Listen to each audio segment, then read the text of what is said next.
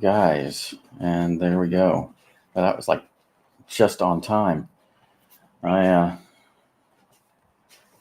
I almost missed the live button on time, so here we are. Yeah. Like always, I'll give a minute or two to have things start. Um, just see when we start getting people in. Today is CSS Animations. Um, got the here. Let me go ahead and get that up. There we go. So I can see the chat, although everyone else can see it right now too. That's good. Starting to get there we go. All right, starting to get a couple of people. I'll wait just a minute here. Yeah, today, like I said, is CSS Animations. Hopefully the examples are good. Hopefully you can always ask questions. Obviously, that's kind of the point. So, like I said, I'll wait just a minute or two more here, and then we'll get started. If it takes me a little bit to type, I had a finger cut. Dog food can. It was I ripped it. I started ripping it open. Next thing you know, it actually cut it pretty good. Normally, I get little cuts, and they're okay. But this one went way down there. So it kind of went a little deep. So definitely had to band-aid it up there. So typing's not as easy right now.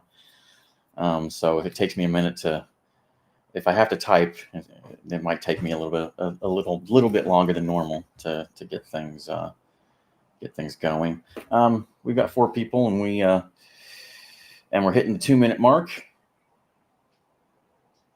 So I'm going to go ahead and get started.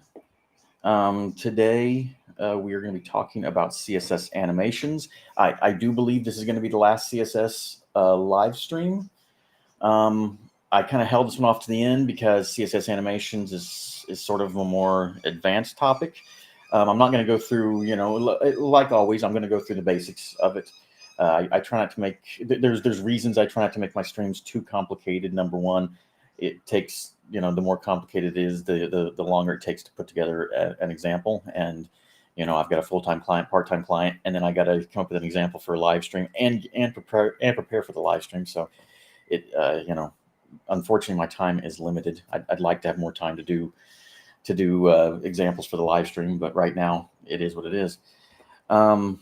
Plus, I feel that if I give you everything, you have no reason to go look for it yourself. So that's kind of the idea. The idea is to teach and to help people learn. And one of the things of helping is teach the basics, and then let other people let them go out and find out for themselves. And I always say, and I welcome questions, and I do get some from time to time. I have people who do direct message me and ask me things, and I do enjoy that. I enjoy that, and I do my best to answer whenever I can. Anyways, I really don't think there's too much we can talk about. I mean, CSS Animations is something that's been out for a little while now. I remember back by the last client I worked for, we were doing Angular, and Angular had Angular Animations, which was basically a wraparound CSS Animations. So the concept has been out there for a while. There are some more advanced topics. I do suppose I was almost thinking it's possible that we could go through 2 animations, but I really do want to get into programming languages, and the next language would be JavaScript. So probably not. It maybe it'd be something that if people wanted, they could actually just go ahead and ask, and I can give a little bit more depth to CSS Animations. But we have 2 examples today to get through, so let's go ahead and get started. Let me go ahead and share the first example. So that should be it. Yes. All right, and there we are. It is plain. It is plain continuously. I start, as always, with the HTML. This is the HTML today. Is really quite simple. There it is, animated button. That's pretty much it from the CSS or from the HTML side. So quickly jump over to the CSS. Let's see here.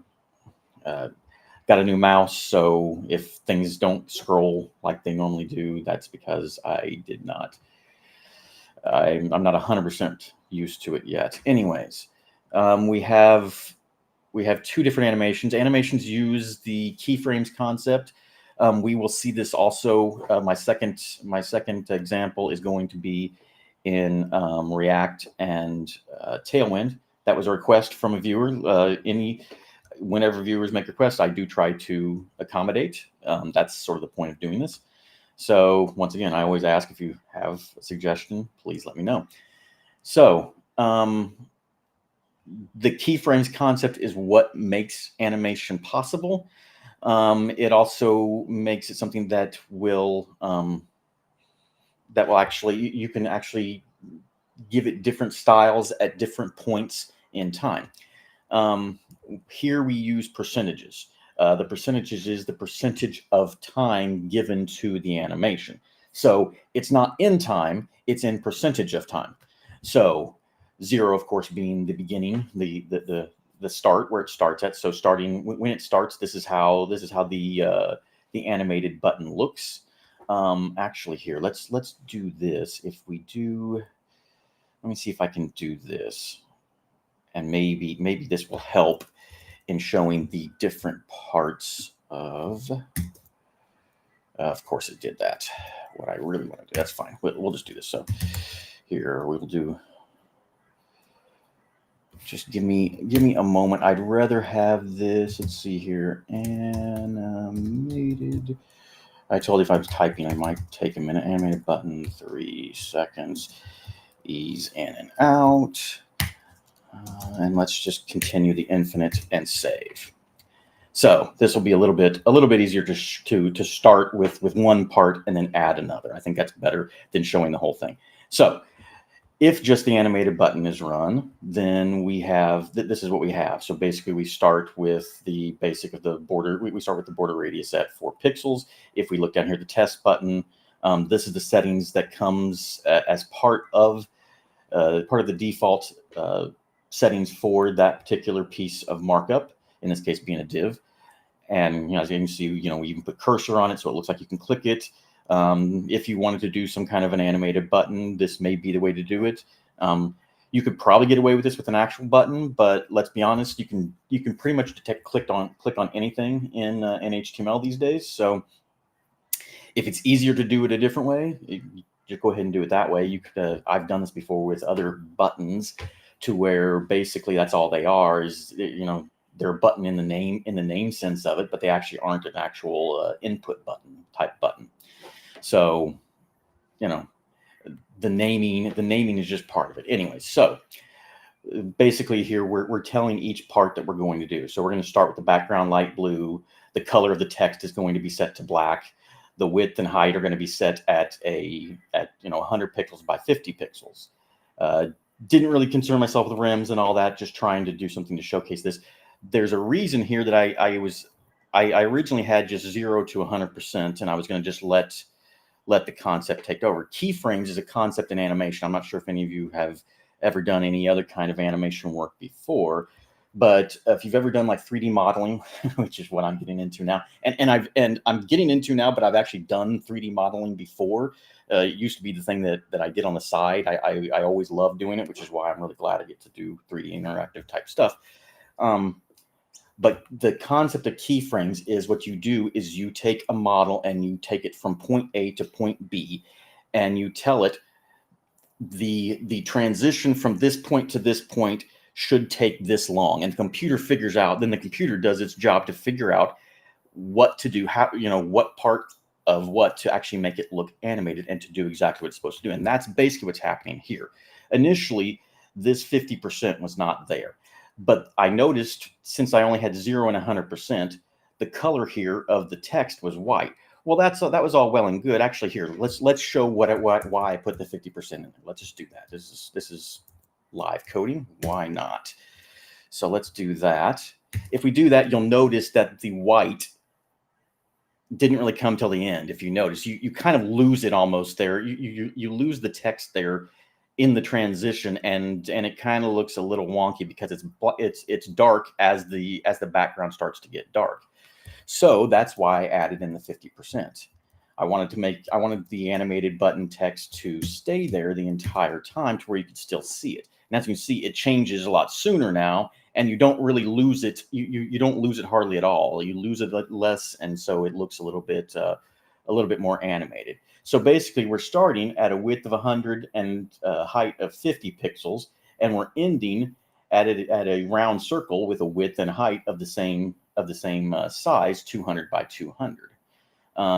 We did the border radius at 100% to basically take it from square to round, and then padding, to put some padding in there because the animated button text was almost hanging right up towards the top, so gave it a little bit more padding in there to kind of just actually keep the animated button text in a place that looked reasonable. What I did want to do, and I didn't have time to do, is actually, instead of doing the padding here, what I wanted to do is I wanted to center the text in here and keep it centered as it went.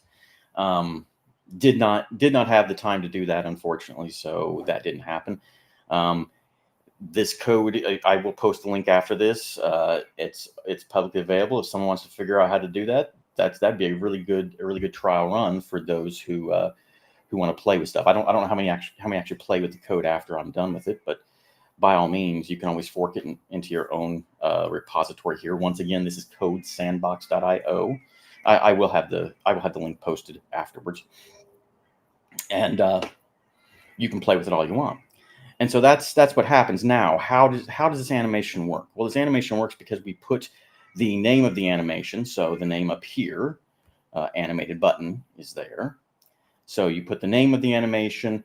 If I'm right, you can look up the actual animation property, and it'll tell you all the individual steps. Now, each one of these steps here has an individual property that it corresponds to, but the animation property, like for example, this is called animation -name. So the animation property can be used to string the whole thing together and do it in one, instead of sitting there and having 8 different properties spelled out.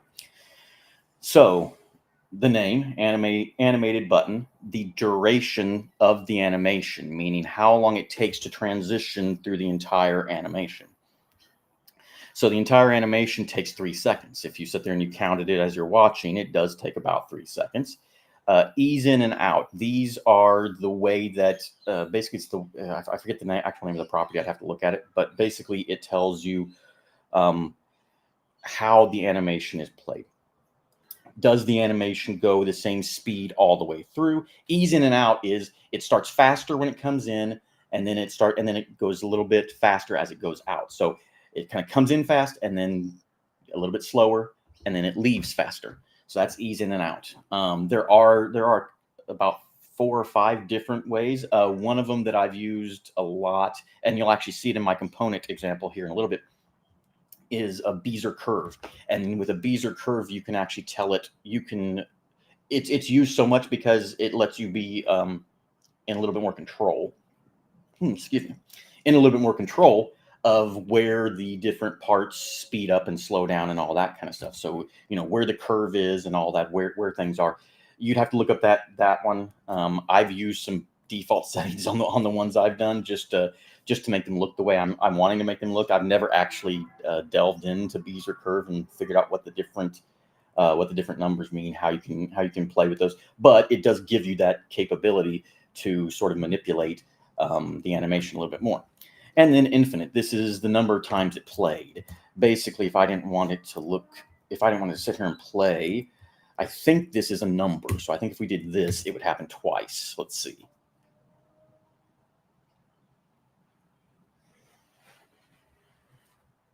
There we go. So it played twice, and then it went back to its default settings. This is the default setting before the animation happened. So that's what you're seeing here now. You're seeing the default setting of this before the animation was applied. Of course, that's not how you would want it to be. You would not want that to happen. But, maybe you would. Maybe you would want it to look a certain way, and when you click it, it does something. I've been seeing this more on websites recently. There's a website that I order food from here that when you click the order button, it kind of cocks to the side and does that.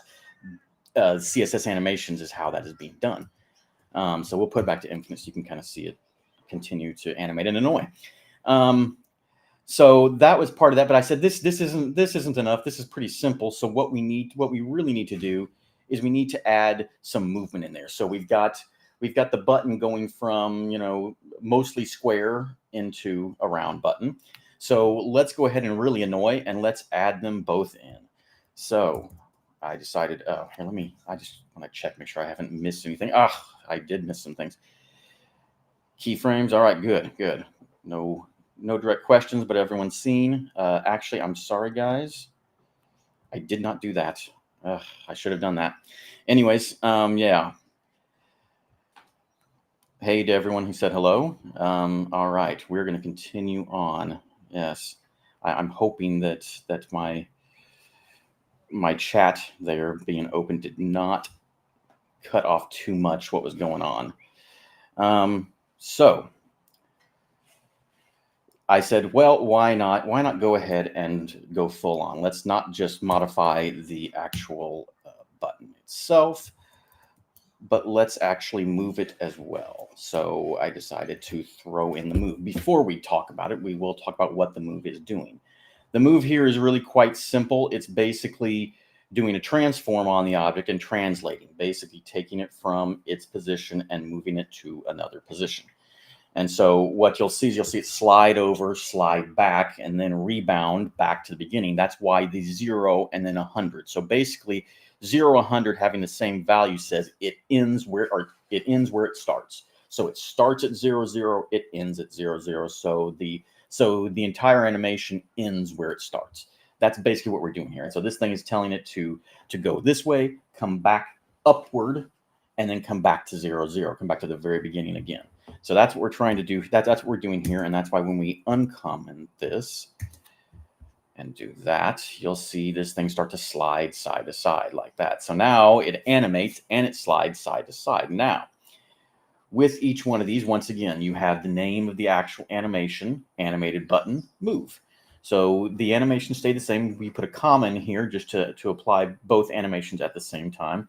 And in this case, we also applied the same duration. Now, you'll see why I did that, because initially I thought, I don't want to do that. I want to be different. I want to put 2 different timings on my animations. Now let's watch what happens with this. It really looks funky. Oh man, does it ever look funky? So I was like, okay. I think that's not for the best. Let's not do that. So like I said, this is what we all do though. We all play with things and figure things out, and that's where we end up, how we end up staying where we want to stay or doing the things we want to do. It just seems right. The transition is happening at the same time that the move animation is finishing.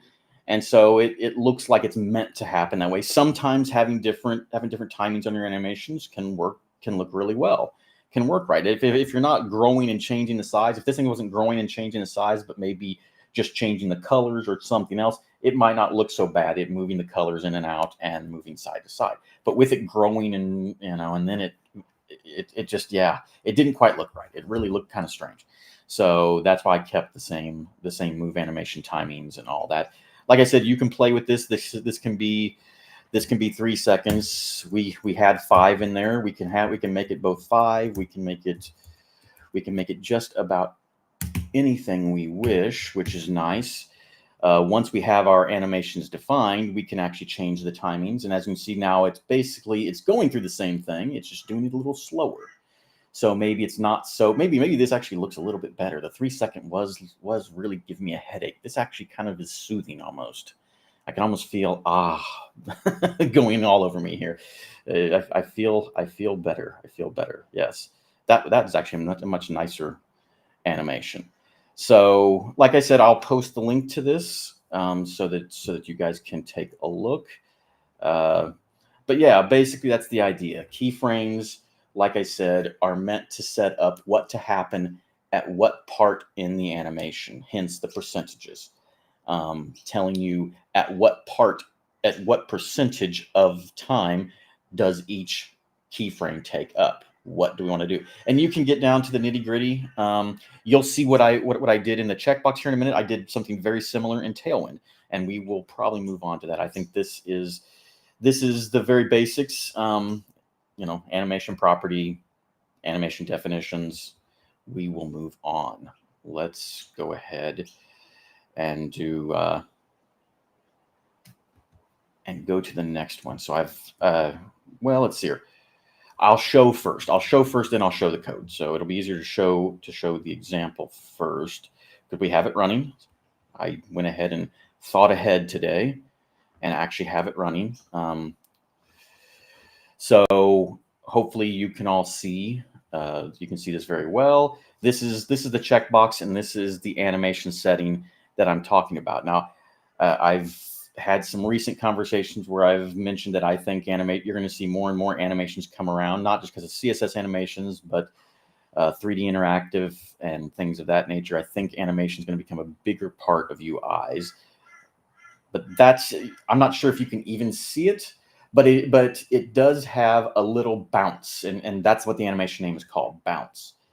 It has a slight bounce at the end. When it becomes checked, it bounces in and out and back is what it does. So it basically kind of bounces up and almost looks like a drop in the water. But boom, kind of like that. Bounce, and then back to normal. And you'll see how it was done. It was done, with a rather simple animation, but simple, but in my opinion, effective.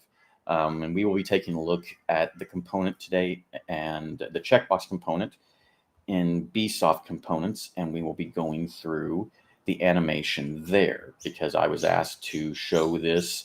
Once again, I was asked to showcase this by a viewer who said that they were currently working in React and Tailwind, and they wanted to see if I could go through how to do animations using React and Tailwind. So that we will go through that. So it will be similar to what I just showed, but this will be in more of a real world example. So let's go ahead and share the code now. So let's see here. Here we are. And we're sharing. Let's see. Let me make sure. All right, good. We are sharing. Okay, so first we'll talk about, maybe we'll stay here. Tailwind has the ability to override certain settings. And to me, this is what makes Tailwind very usable, is that you can do things like adding themes and stuff like that. A lot of what you see here has the name theme on it, and that's because basically that's exactly what this is. These are theme settings for the BSoft component library, allows people to define their own colors. Usually it's whenever I use this, I use a color wheel. If those of you who haven't heard of that concept before, you can search for it. There's a lot of them out there. Basically, you take a primary color that you want to use, and it will you take certain. It usually has certain settings. Some of them have like just stair-step type settings. Some of them have settings where you take a color wheel and it finds other colors in a similar palette. The one I usually use is the stair-step setting. So it starts with a very specific color, and then it works its way down in variations of that color. And you'll see, and you saw it there when the checkbox was clicked. It was a dark blue, but the outline was a little bit lighter blue. That's a secondary color. That was actually primary 2. So that color that was used there was primary 2. So primary 1 was the actual color inside the checkbox when it was checked. Primary 2 was the color around. I don't want to go off topic though. We said we were going to talk about keyframes. Here are keyframes. So this is the way you would do it in Tailwind. Tailwind, you would go down the path of extend. If you can see, I'm not sure if you can see down here at the bottom of my IDE. Others have asked me recently also about how great WebStorm is, and is it a really good thing to use? And I mentioned, I hope they show up today. I mentioned that if you show up to my live stream, you will see me using WebStorm, and why, and hopefully you will see why I talk so highly about it. So theme extend here, down here, when you're inside of a file, it will actually show you the where you are in the file. So you're within the theme, and you are extending the theme. So we're extending the basic theme, and we're adding keyframes. I recently added this one. I'll show you right here. This is one of the things I really like about WebStorm. You can show it doesn't show the, of course it doesn't, because it's an addition. That's why I didn't show it. Basically, I didn't have this one here before. All I had were these three.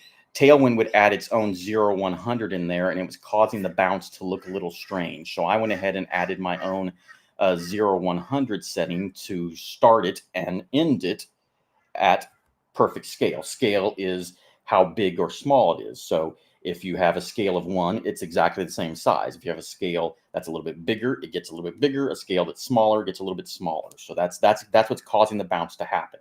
It's another transform we're applying. There's a number of different transforms that you can find. Scale is one of them. We just saw in the last one, what's that again? We just saw the transform was translate. There you go. It's transform, translate. So there are a number of different transforms. Once again, you can go out there and look up the different types of transforms that you can do to your markup. In this case, we're using scale to simulate the bounce. So we started and ended at scale 1. We also ended here at scale 1 too. I probably honestly by now could take this out, but I'm not going to go messing with it. So what we do is when we're at halfway through the animation, we go 1.2. So we go a little bit bigger, not humongously, a little bit bigger. Then at 75%, the next 25% of the animation time, we go a little bit smaller and then back to big. So what it does, you click it, it gets bigger, smaller, and back to the regular size. So that's the bounce. It makes it look like it bounces, basically. Simple, very simple, but very effective. Hopefully you saw how effective it was when I did the text box. And then we give it an animation name. So basically, we can have a number of different keyframes if we wish. We name the keyframe here. So this is the name. So it's the same thing that we saw before with in the CSS at keyframes name. This is the same thing. Basically, you can have a number of different keyframe names and keyframe settings. And then just like before, you can actually lay out the animation and put the animation name. If you wish to modify the animation in Tailwind, you modify it here. Here, the animation plays for 0.4 of a second. So not quite half a second. I use ease in and out, much like I was doing before. I can't remember forwards. I'd have to look up which setting this was. It does have a purpose in the way it's played, I believe. And I believe that setting then has also a time setting as well. So once again, if you guys want to find out, go look up the animation setting there. It will MSDN. MSDN is probably one of the best places to do it at. You will find what you're looking for there as to all the different pieces of the animation setting. All right. Hello, Code with Mantis. All right. So we will get back to the code. So that's the bounce animation. We will come. I'll quickly show how it's used over here, where we use it over here. So basically, we are inside of the checkbox. This is the new way that I'm doing checkbox. This is the whole headless component conversion. This is where the actual checkbox input is located at. There's a number of different styles up in here. If you'll notice, I'm using, you'll see this CX everywhere. What CX is, as you can tell, I don't know if you can see that, if you can see this, but it's called class names. That's the library that's being used. Class names is an extremely simple NPM library, but very powerful. Basically, what you can do is you can turn things on and off based upon variables within your component. So if it's read-only, we are setting these properties as our read-only. If not, then this doesn't get put into there. We have a number of different styles that are set in different places. I'm not going to go through all of that because we're talking about animation here. We're not talking about how the text box component works. But I will bring up where some of the animation is. BSC checkbox animate is what, if it's set to animate, it's turned on by passing this. And we will look at this here in just a moment and see how that is used as well. Once again, it's not going to animate if it's read-only. If it's read-only, and then you have it come up and it animates when it's read-only, it looks kind of weird. That can happen when the value is first originally set. That's why animate will not, even if use animation state is on, if it's in read-only a situation, we don't want the animation on when it first comes up. So when it first comes up and it gets its value set, it would still pop up and down, even though it's in a read-only, which would look kind of strange. So that's why that's done the way it is. So we have two settings, animate and no animate. There actually are some other settings in there in the animation that are used, hence why the no animate. And so this is where most of the animation is applied, and it's applied to the checkbox itself. And if we look where checkbox styles is, hang on, I've got to remember myself. Oh, it is. Okay, so it is actually, oh, it's in the label style. So basically for my checkbox, I'm hand drawing the checkbox, but there is a checkbox input in there to control the checking and unchecking, but it's hidden. Once again, this is about CSS animation. This is not about how to do these kind of tricks and things like that. We will get into that at a later time. If someone wants to know more about that, once again, please contact me. But you can find it. My code is available out there for everyone. You can go see it. You can go digging into the headless checkbox. That's where the magic happens currently. But we will get on to the CSS portion because that's why we came here. So quite simply put, basically, if we have when we have checkbox animate turned on, I'm trying to make sure that's the only place it is. Yep, that's it. So basically, this is the BSC checkbox animate, and it only we make sure that this is only applied when the checkbox is checked. When the checkbox is checked, because we don't want to have an animation as it's unchecking. It doesn't make a lot of sense that it's unchecking. So basically, if we want it to animate, this is what gets applied, and then it calls BSC animate bounce.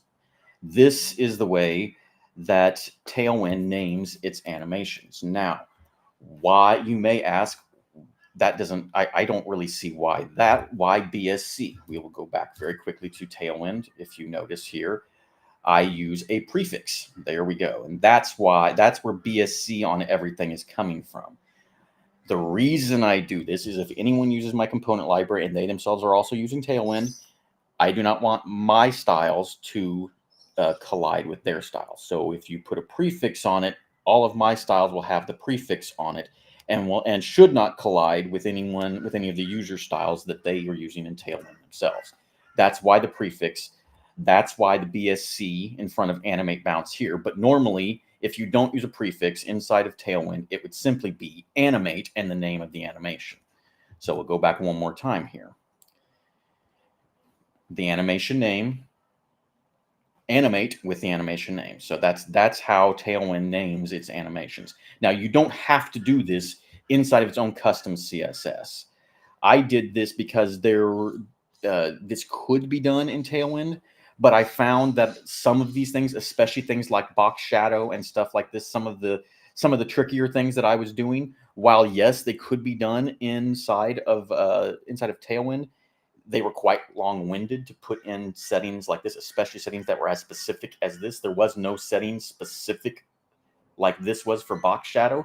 Box shadow does have its own settings, but Tailwind, much like many other frameworks, has the most basic of styles. If you need something that's more complex, sometimes you have to do some of your own.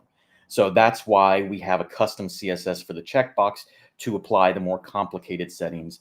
And while we were in here, it was just easier to go ahead. And mainly the reason that we put the animate bounce inside of here instead of inside of the component is because I wanted to make sure that it was on where an input was checked and it has an SVG, because that's what we're doing.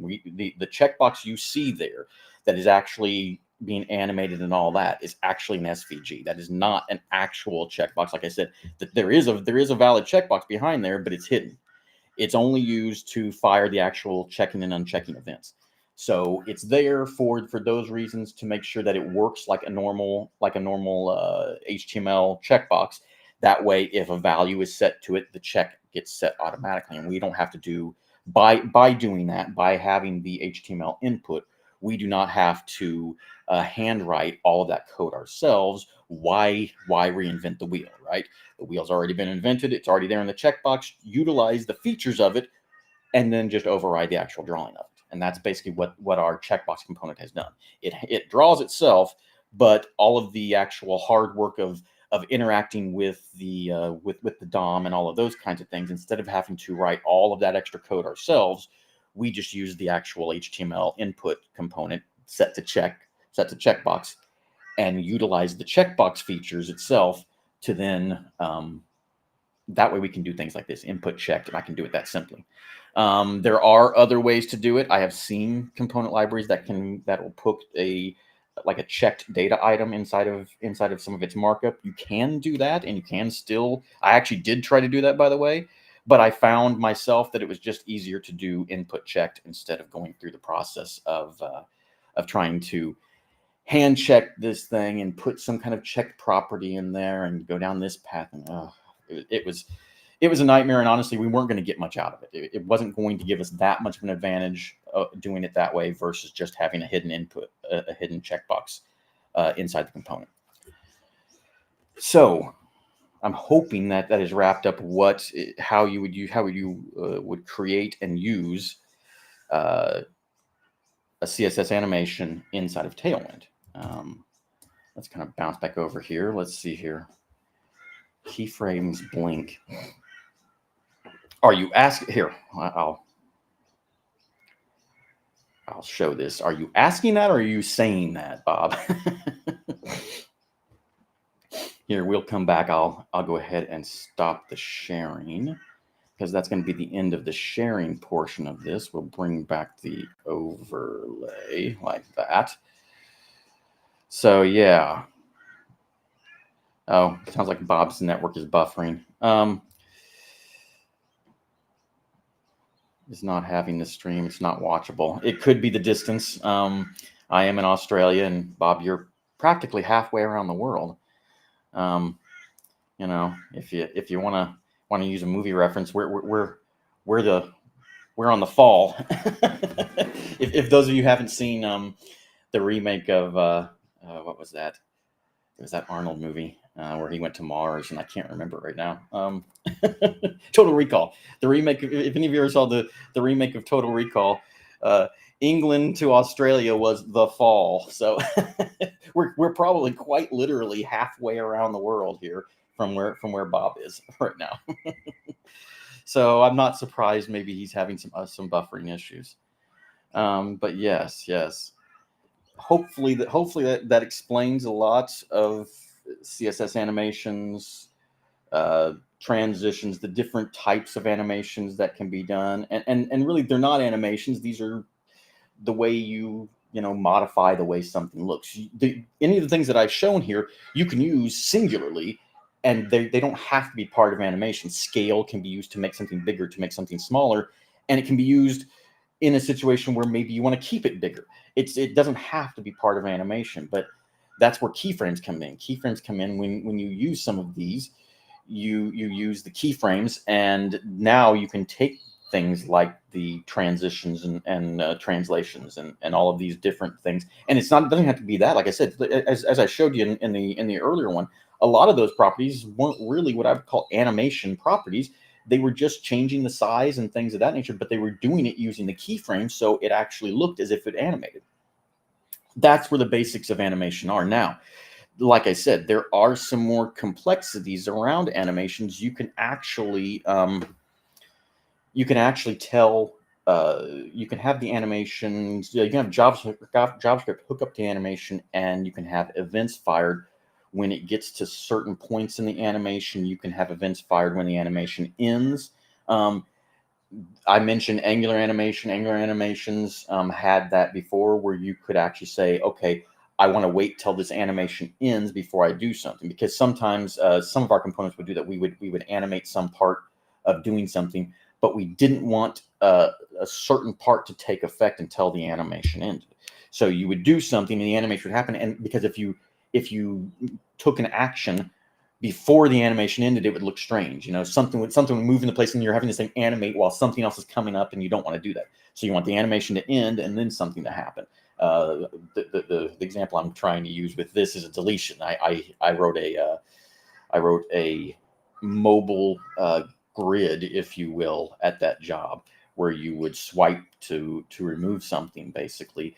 And if you didn't wait for the swipe animation to fully end, what would happen is it would start to move up in the middle of the swipe animation, which would look really, really bad.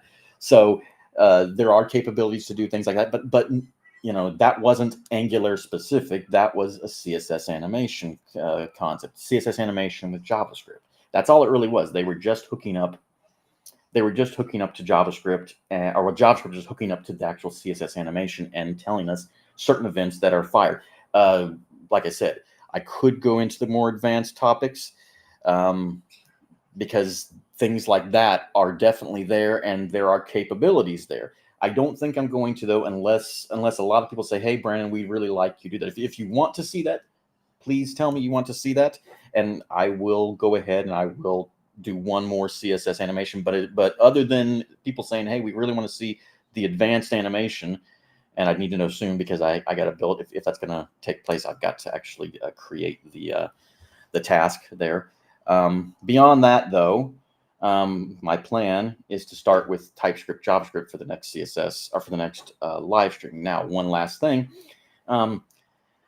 I don't normally ask for a lot of things. The only thing I would like to ask is this: if you like what you see here, please like this, and I would love to hear some kind of comment about what you think. Like, reply, and if you're really feeling, if you really like it and you really want to help, repost. The reason I say this is I've gotten into conversations recently about things that I've actually had live streams on, and I said, "Oh yeah, I did a live stream on this," and people are like, "Where? I've never seen it." The one I'm speaking of is recursion. I did a recursion live stream a month and a half ago now, and I was talking about oh yeah, my recursion live stream. I've never seen that. And I had to repost it. So please, if you like, please like, reply, and potentially repost. I'd like others to be able to see this, and I'd like others to be able to learn. That's kind of why I'm doing this, is to get it out there so people can learn and see things and ask questions. That's what I want to see. Ask questions and give me some feedback on what's good, what's bad, what you want to see. Ask for things, and I will do. Like I said, the whole React and Tailwind thing was an ask from a viewer, and here it is. So that's why I showcased this. So please, like, reply, repost, ask questions. If you don't want to ask them in the actual thread, which I would prefer, that way everyone can learn. But if you don't want to, you can always DM me directly if you feel a little bit more comfortable going that route. But that's going to be it for today. I appreciate everyone sticking to the end, and we will see you guys. Tell me one last thing. Tell me what you think. Was Thursday better? Was today better, or was Wednesday better? For me, I kind of liked Thursday, for me personally, because on Wednesdays I'm usually a little bit busier. Today's a much calmer day for me, so it was very easy for me to get going. I might switch this to Thursdays, which would be Wednesday nights for those in the States, Thursday morning for those in Europe, and Australasia, of course, Thursday afternoon. But let me know what you think about that too. I'd really like to hear what you guys think. Thursday. Okay. Thursday. That I kind of think the same thing. I think Thursday, I mean, I've got 18 live viewers, which is pretty good for me. And hopefully we get some more views after this.